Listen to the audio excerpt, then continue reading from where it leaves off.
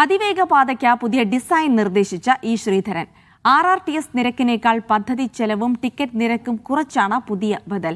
അതിവേഗ ലൈനിൽ പത്തനംതിട്ടയും മലപ്പുറവും ഉൾപ്പെടുത്തി പുതുക്കിയ റിപ്പോർട്ട് ശ്രീധരൻ ഇന്ന് പുറത്തിറക്കും. 3 മാസത്തിനകം ഫീൽഡ് സർവേ തീർക്കാനാണ് ശ്രമം. വിജിൻ, അതിവേഗ പാതയുമായി മുന്നോട്ട് തന്നെയാണ് ഇ ശ്രീധരൻ. പുതിയ ഡിസൈൻ എങ്ങനെയാണ് അദ്ദേഹം രൂപകൽപ്പന ചെയ്യുന്നത്? എന്തൊക്കെ നിർദ്ദേശങ്ങൾ, മാറ്റങ്ങളാണ് ബദൽ രേഖയിൽ മുന്നോട്ട് വച്ചിരിക്കുന്നത്?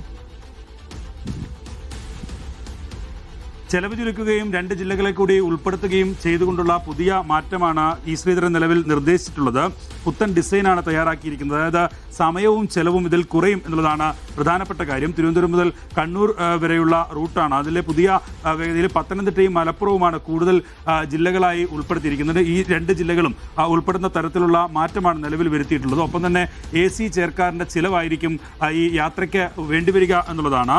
3 മണിക്കൂർ 20 മിനിറ്റിനുള്ളിൽ കണ്ണൂരിൽ തിരുവനന്തപുരത്ത് നിന്ന് കണ്ണൂരിലെത്താൻ കഴിയുന്ന നിലയിലുള്ള പുതിയ പദ്ധതിക്ക് പുതിയ രൂപരേഖയാണ് നിലവിൽ തയ്യാറാക്കിയിട്ടുള്ളത്. തൂണും തുരങ്കവും ഉൾപ്പെടെ കൂടുതൽ വരുന്നതിനാൽ അതിന്റെ ചെലവ് 54,000 കോടിയായി കുറയ്ക്കാൻ കഴിയുമെന്നുള്ളതാണ്. നേരത്തെ RRT പദ്ധതി സർക്കാർ രൂപകൽപ്പന ചെയ്യുകയും അതുമായി ബന്ധപ്പെട്ട ഒരു പ്രപ്പോസലിനെ തയ്യാറാക്കുന്ന ഘട്ടത്തിലേക്ക് കടക്കുകയും ഒക്കെ ചെയ്ത സാഹചര്യത്തിൽ ഏകദേശം 1,92 കോടി രൂപയായിരുന്നു അതിന്റെ പദ്ധതി ചെലവായി കണക്കാക്കിയിട്ടുള്ളത്. പൂർണ്ണമായും കാസർഗോഡ് വരെ പദ്ധതി നടപ്പിലാക്കുമ്പോൾ 1,92 കോടി രൂപയാണ് ചിലവ് വരിക എന്നുള്ളതാണ് സർക്കാർ പറഞ്ഞിരുന്നത്. അതിൽ നിന്ന് മാറി നിലവിൽ 54,000 കോടി രൂപയ്ക്ക് പൂർത്തിയാക്കാൻ കഴിയുന്ന നിലയിലുള്ള പദ്ധതിയാണ്. അതായത് RRTയിൽ നിന്ന് ചെലവ് കുറയ്ക്കുകയും ഒപ്പം തന്നെ വേഗത കൂട്ടുകയും ഒപ്പം യാത്രക്കാർക്ക് ചിലവ് കുറയുന്ന നിലയിൽ ഉള്ള ഒരു ഡിസൈനാണ് നിലവിൽ ഇപ്പോൾ ഇ ശ്രീധരൻ തയ്യാറാക്കിയിട്ടുള്ളത് എന്നുള്ളതാണ്.